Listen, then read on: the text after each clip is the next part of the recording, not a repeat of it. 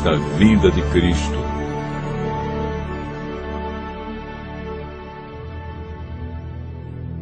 Estando com os discípulos no Monte das Oliveiras, Jesus ouviu deles a seguinte pergunta: que sinal haverá da tua vinda e da consumação do século? O mestre, então, enumerou vários sinais indicadores do seu retorno à terra. Alguns sinais destes apresentados tiveram cumprimento inicialmente em Jerusalém e serviram como maquete ilustrativa dos acontecimentos do fim. Outros sinais, porém, estão se cumprindo agora, em nossos dias. Todos os dias lemos e ouvimos nos jornais, rádio e televisão inúmeros acontecimentos. São várias as tragédias: terremotos, chacinas, roubo, enganos, crianças abandonadas, doenças, fome, guerras.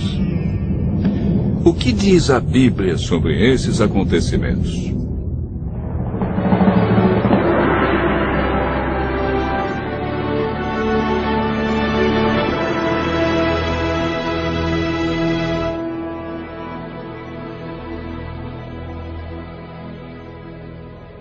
Vamos analisar os sinais que antecedem a sua volta em 3 partes. Primeiro, os sinais no mundo social. Segundo, sinais no mundo natural. E por último, sinais no mundo religioso. Os sinais no mundo social estão descritos em Mateus 24, versos 6, 7 e 10. Jesus profetizou que antes de sua volta, o mundo estaria envolvido em guerras, fome, nação contra nação, reino contra reino, traição e ódio entre as pessoas. Na segunda carta de Timóteo, capítulo 3, versos 1 a 5, nos fala de tempos difíceis.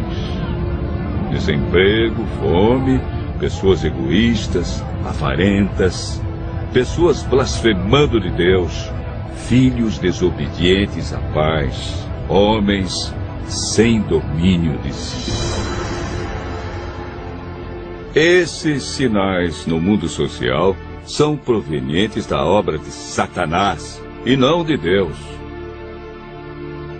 Na segunda parte do nosso estudo, falamos a respeito dos sinais no mundo natural. Mateus 24, versos 7 e 29, fala de sinais que estão acontecendo e que já aconteceram.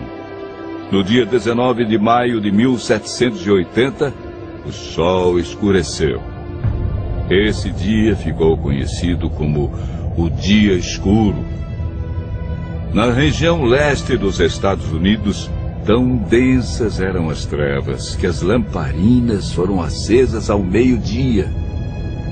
A lua, embora fosse cheia, negou-se a iluminar. A ciência não conseguiu explicar esse fato sobrenatural, mas a Bíblia o apresenta como um dos sinais que antecede a vinda de Cristo. Em 13 de novembro de 1833, ocorreu uma deslumbrante queda de estrela jamais vista. Esses sinais já se cumpriram uma vez, mas antes da vinda de Jesus se repetirão com maior intensidade. Os sinais no mundo natural, como terremotos, enchentes e grandes calamidades que matam milhares de pessoas, indicam que Satanás está agindo até mesmo na natureza. Tratamos na terceira parte do nosso estudo sobre os sinais no mundo religioso. Mateus 24, versos 4 e 5, fala sobre o engano religioso que haverá no tempo do fim. Mateus, capítulo 24, verso 11, refere-se ao aumento das religiões. Somente no Brasil existem mais de 1.500 religiões cristãs. No mundo, são mais de 35 mil religiões cristãs. Jesus afirmou também que antes de sua vinda, os falsos cristos e falsos profetas operariam sinais e prodígios. Mas o que fazer diante de tantas religiões? O conselho de Jesus é claro. Ele diz: acautelai-vos para que ninguém vos engane, porque muitos virão em meu nome e enganarão a muitos. Segundo Pedro 2, versos 1 a 3, fala da atitude de líderes religiosos que são movidos pela ambição e acabam usando a religião, a Bíblia, milagres e o nome de Deus para explorar as pessoas que os procuram em busca de curas, sinais e prodígios. Outro sinal no mundo religioso é encontrado em Mateus 24, verso 14. Apresenta o sinal de Deus, que indica que o fim realmente chegou. Esse sinal é a pregação do Evangelho do Reino em todo o mundo.